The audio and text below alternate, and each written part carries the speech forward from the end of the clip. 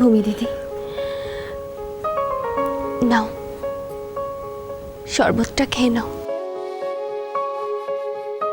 কাল থেকে তো জলটুকুও খাওনি।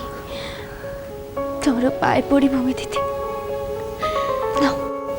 আমার পেট ভর্তি, ভরা পেট পুরো, দেখতে পাচ্ছ না?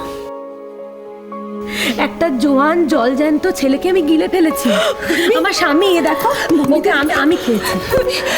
আমার পেটে কোথায় জায়গা থাকবে? কোথায় জায়গা থাকবে? আমার পেটে জায়গা নেই, আমি কিছু খাবো না। ভূমি দিদি,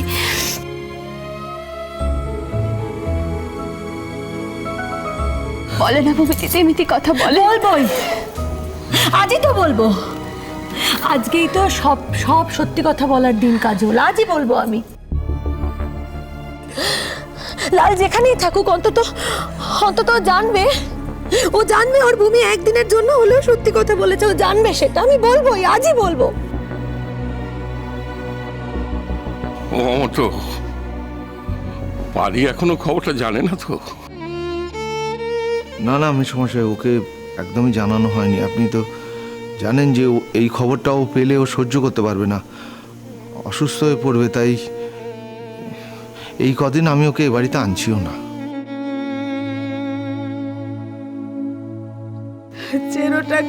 চেরোটা কাল ভাইপো ভাইজি অন্ত পেরান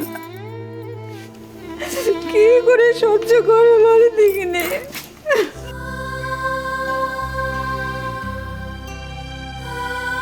জানিস মিনু, ছোটবেলায় না লাল যখন এইটুকুনি ছোট্ট, তখন ঠাকুরজির পাহারায় ওকে বসিয়ে রেখেছি। আমি সারা বাড়ির কাজ করতাম, রান্নাঘরের কাজ করতে যেতাম, আর ফিরে এসে দেখতাম ও না ওর ভাইপোকে কাজল পরিয়ে, কাজলের টিপ পরিয়ে কি সুন্দর করে সাজিয়ে রেখে দিয়েছে।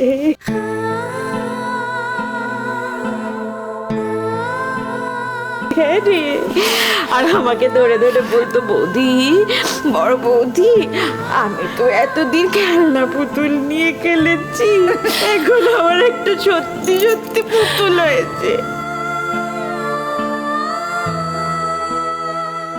বড় বৌদি, এই পুতুলটা আবার কাঁদে, এই পুতুলটা আবার হাসে, আবার হ হ করে কথা বলে। এই পুতুলটাকে আমায় বরাবরের জন্য দিয়ে দাও না বড় বৌদি, দিয়ে দাও বৌদি।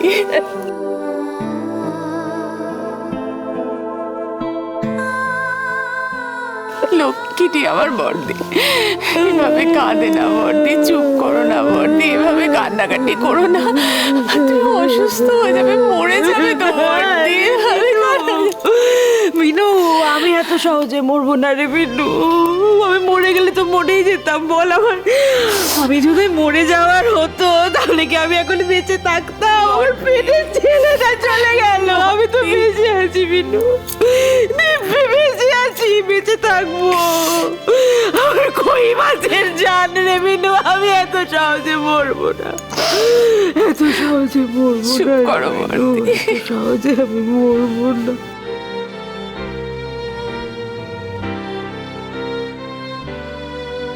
ছি ছি ছি, এমন কষ্ট চোখে দেখা যায় না। কার কপালে যে কি আছে কে জানতো? সুস্থ ছেলেটা ঘর থেকে বেরোবে আর ফিরে আসবে না।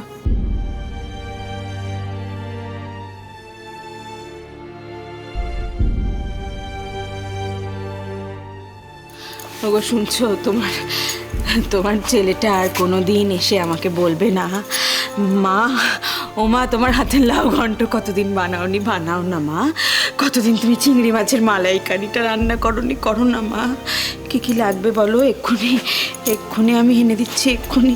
আর কোনোদিন বলবে না যে মা, আমার মাথাটা খুব টিপ টিপ করছে, একটু টিপে দাও না মা, আর কোনোদিন বলবে না, আর কোনোদিন বলবে না।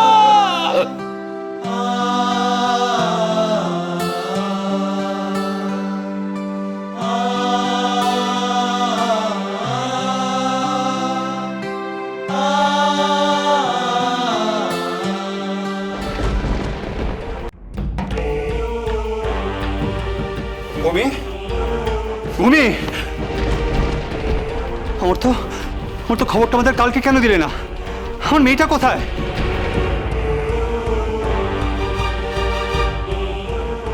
না মানে আমি যে কাকে কিভাবে কি করে কি জানাবো, আমি খবরটা পেয়ে আমি এত স্তম্ভিত হয়ে গিয়েছিলাম যে আমার আর মাথা কাজ করছিল না।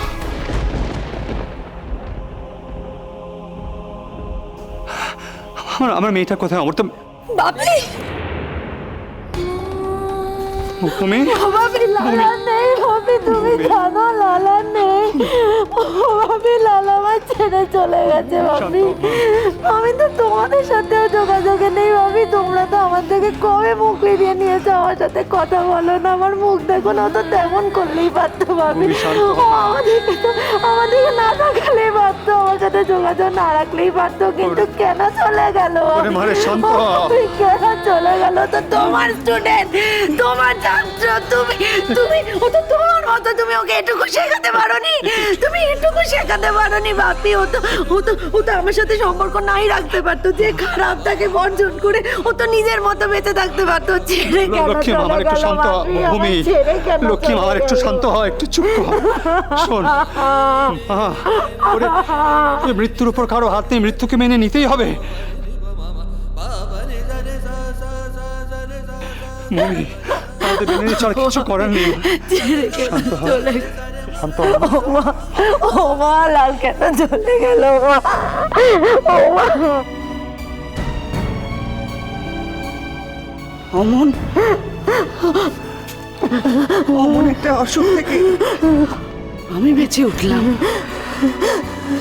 আর একটা তরতাজা জোয়ান ছেলে একটা অ্যাক্সিডেন্টে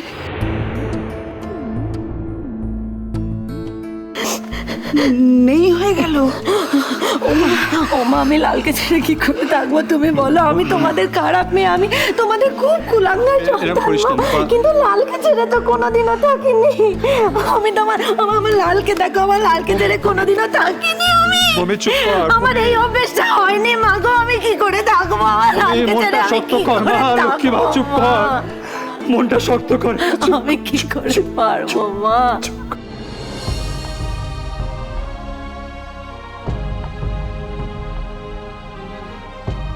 কিন্তু আমি একটা কথা বলছি আপনাদের, এই শোক তো সারা জীবনে যাবার নয়, কিন্তু এই শোকেরও শেষ নেই। তাই বলে সংসার থেমে থাকবে না, সংসারের নিয়ম কাজ কিছুই আটকাবে না।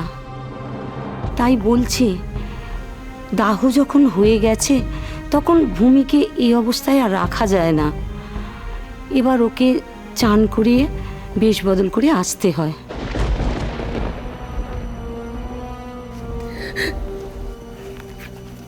জানো জেঠিমা, সাদা শাড়ি পরা একদম পছন্দ করতো না। তুই একটা সাদা শাড়ি ছিল আমার আলমারিতে, খালি বলতো কেন রেখেছো সাদা শাড়ি? সাদা শাড়ি পরবে না, দিয়ে দাও কাউকে। কেন আলমারিতে রেখেছো?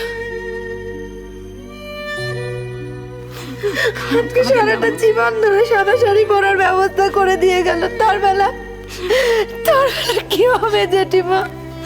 কাঁদে না মা, শক্ত করো, মন শক্ত করো। শক্ত হয়ে তোমায় হাল ধরতে হবে। দেখছো তো যে লালের বাবা মায়ের কি অবস্থা। হ্যাঁ বলো, দাদু ঠাকুমা এনাদেরও বয়স হয়েছে। তোমাকে শক্ত হতে হবে, এনাদের দেখবে কে বলো তো? কাঁদে না মা।